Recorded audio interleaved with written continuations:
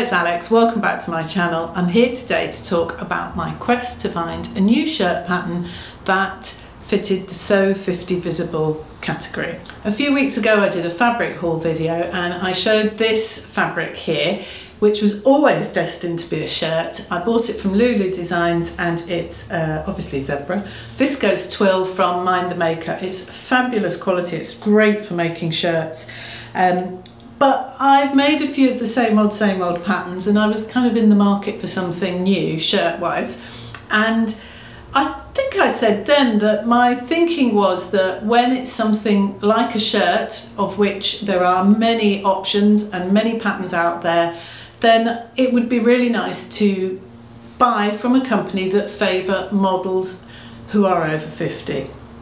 And that's really kind of come from the Sew Over 50 community over on Instagram, which is run by Judith and Sandy and Susan, who do it completely voluntarily with the aid of some really interesting guest editors. Kind of under that umbrella, based really on a blog post that Susan wrote a little while ago, they also developed the hashtag Sew50Visible, and that's SO50Visible, with the idea of encouraging and celebrating those pattern companies, predominantly independent pattern companies, well that's where my focus is anyway, who use models over more like 45-ish as part of their main publicity. There's definitely a disconnect between the percentage of over 50 sewists and the percentage of indie pattern companies and Big Four who use people over 50 in their publicity, and that just doesn't seem right. Being interested in style and fashion is not age specific. So with that in mind, I looked at the criteria and went off in search of shirt patterns.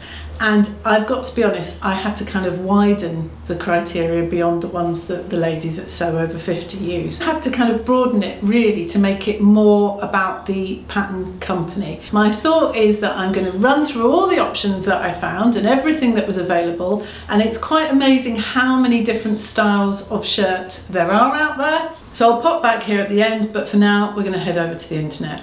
I thought I'd start with a company who I think do this absolutely brilliantly, and that is Elbe Textiles.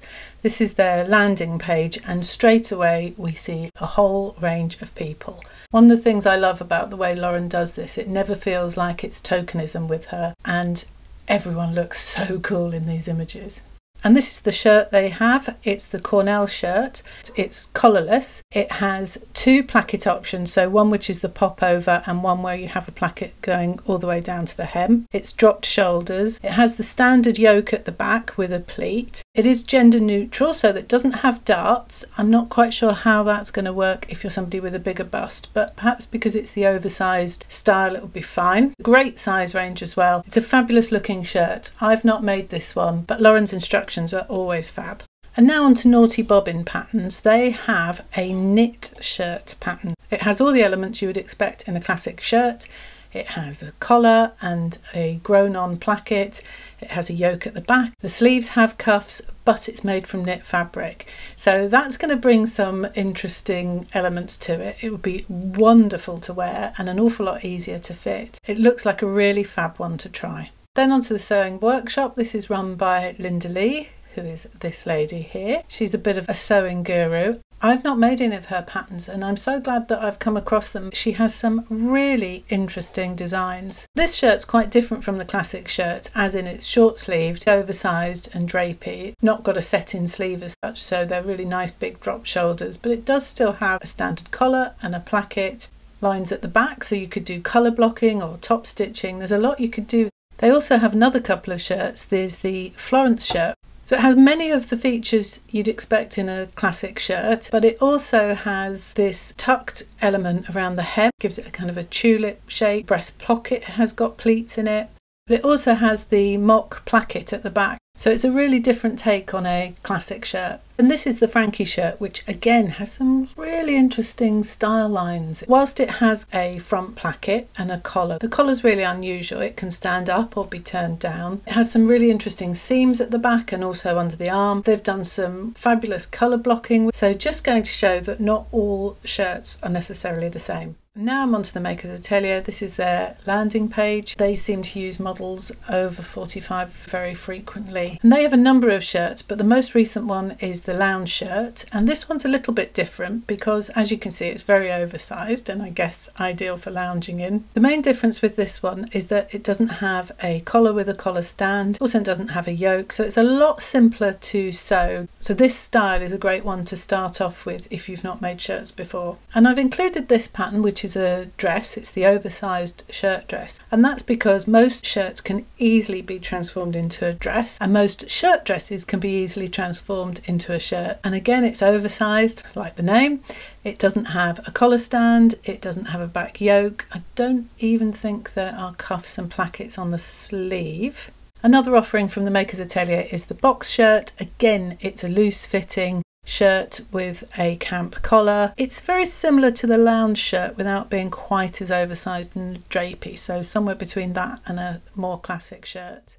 Next up is Seamwork patterns. Just a quick scroll down shows you that they're pretty good in terms of being inclusive. Definitely have some shirt patterns. In fact, let's start with this one, which is the Rachel shirt. And at first glance, this is your absolute classic shirt, and in many ways it is, but even this one has a little bit of a twist. At the centre back, where you'd normally expect there to be a pleat, it's sewn down until about waist level where it's left open, and that gives a really nice bit of extra shape. So this is a really lovely one to do. The other thing that's great about Seamwork is that there are usually quite a lot of tutorials available to walk you through and help you get through each stage. This one, which is the Willis, it's a little bit different in that it's sleeveless. Thought it was still worth including because it's got a nice shape to it. Has a really nice collar. It's the standard placket, got some bust darts to give some shaping. The armholes are finished with bias binding, and there are a couple of different hem options as well. And they also have the Natalie, which is a camp collar shirt with short sleeves. This time the collar is slightly exaggerated, so it gives it a bit more of a vintage vibe. So that's another option. Still in the category of people who are doing it well, this is Paper Theory. We're seeing a range of models. This is the Olya shirt, which also has a dress option. What makes this one different is the way it's drafted. The sleeve is in two parts, but the main part goes straight into the bodice. So if you go see, it goes from the cuff across there. You can see why they've shown it with stripes, because you can really highlight that contrast, and it would also be great colour blocked. This is the Sewing Patterns landing page at Style Art. Again, we straight away see a range of models. They use illustrations as their primary image. When you click through, they very often have models that fit the Sew Over 50 criteria. They also have a really good size range.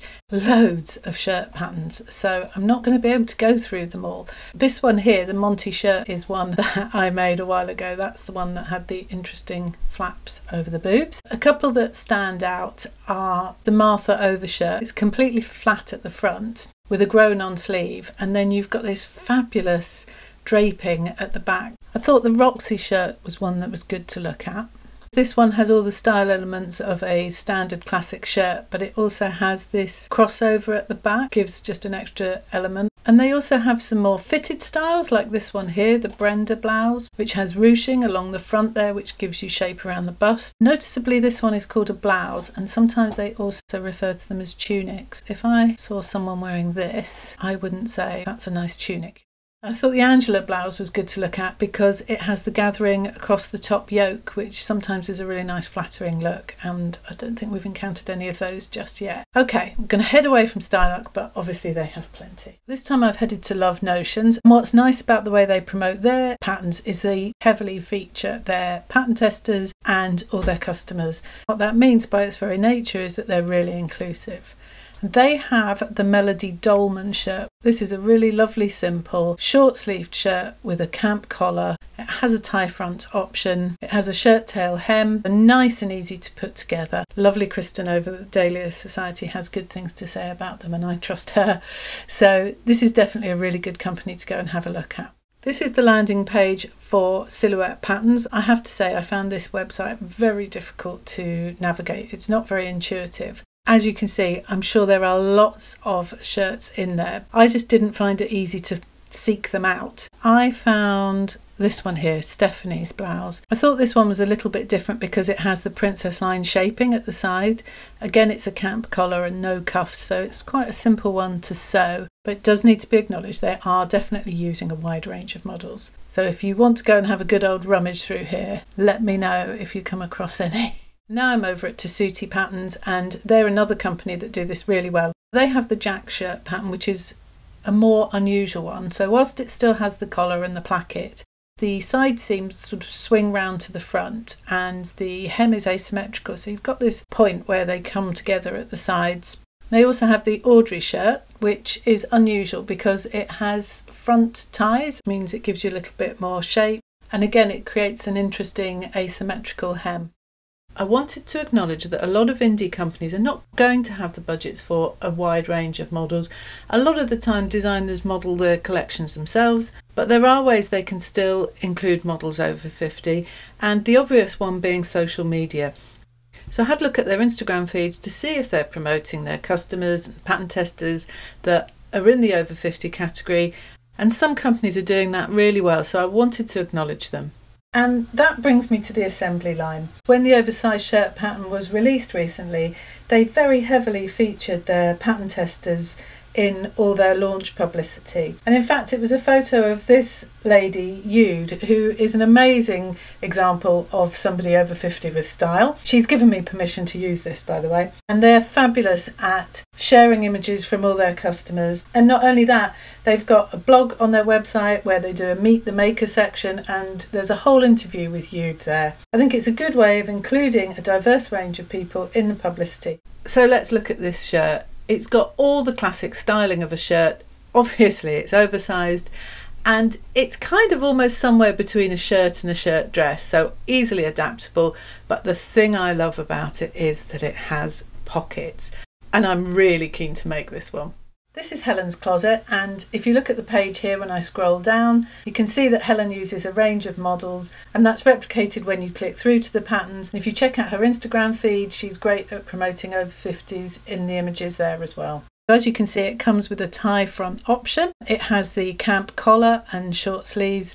Helen is the queen of the hack, so I'm sure there will be various hackable options coming soon. It has darts, but it is overall quite a roomy shirt. It doesn't have complicated cuffs or anything. You know, the thing with Helen's closet is the instructions are going to be amazing. This is a really good one to start off if you're a beginner. And now I'm at the Grainline website. When I first had a look here, we've only got one image that fits the over 50 bill. But again, when you have a look at their social media, they're clearly promoting style in the over 50s, so they deserve to be included. Lots of people have recommended this shirt pattern to me. It is an absolute classic shirt. It has everything you would expect. It also has an option with this gathered lower back detail. I'm almost at the end. There are a couple of companies where I've been peering at the models trying to work out their ages. I have been in touch with a couple of them. They've not come back to me. I thought I'd do a quick whiz while we're at the end. I hope that was useful. I found it really useful. It's interesting to see how many different shirt styles there are out there. I'm sure that there are some that I've missed out or that I don't know about. So I'm going to put a list of all the options in the description box below, and then I'll do another list if you've got any suggestions. So please let me know in the comments, and then I'll just keep adding them to a second list so we've all got that as a reference. Yeah, there's bound to be some that I'm not aware of. I will just say that I am not talking about boycotting anybody or anything as radical as that. If I see a sewing pattern that I fall in love with and I want to make, I am going to want to make it. I would just like to encourage a little more representation. I said I'd tell you which pattern I decided to go for, and it's one of the Style Arc options, many options, and it's the Roxy Shirt, which is the one that hopefully you can see has the split hem in the back. And the reason I went for that is that I wanted a shirt that I could wear in the winter with a jumper or a sweater over the top, and you would still have the hem hanging down, because I just love this print so much. I think that, you know, there came a point where we all decided that leopard was a neutral, and I'm kind of feeling like zebra is my new leopard. So I thought that if I do want to tuck it in, and if I want to do the old kind of half tuck or French tuck, that actually having that split back would be kind of really useful. You wouldn't have it all rocking at the back, and I just thought it gave an extra bit of detail. Being Style Arc, of course, they're not the most hand-holdy of instructions. I didn't do flat furled seams or French seams. This fabric doesn't need French seams. I didn't do anything kind of majorly complicated. I just wanted a pattern that was going to be nice and easy, that I knew would fit me. Style Arc patterns always fit me really well. This is a size 12. I made no alterations to it at all, and it came together really well. I also really liked one of the things they have you do with this, which is, I don't think I've encountered before, is that they get you to do the fiddly bits first. So you make the collar and the collar stand, and you make the cuffs and the sleeve placket. No, but you make the cuffs first, and the pocket, and you do all of that. Once those kind of fiddly bits are done, then you're just kind of ploughing on through. And I liked that approach. I found it came together really nice and easily, so I'm really, really pleased with it. I will say that the instructions for the plackets on the sleeves were nigh on impossible to understand, so I just went with my own variation. This has turned out to be exactly the shirt that I planned, and the fabric is an absolute dream to sew with. And although these Mind the Maker Viscose Twill fabrics are a little bit more expensive, it's so much nicer than the inexpensive Viscose. It's just easier to sew with, it feels nicer. Yeah, it's kind of worth a little bit extra. Anyway, hopefully that was all of interest. Please, please, please let me know if you've got any other finds, and if there are any patterns that you hadn't seen before, because there were certainly some I hadn't seen before. And I will be back very soon, and thank you very much for watching. If you'd like to subscribe, you can click whichever box it is down there. See you soon. Bye.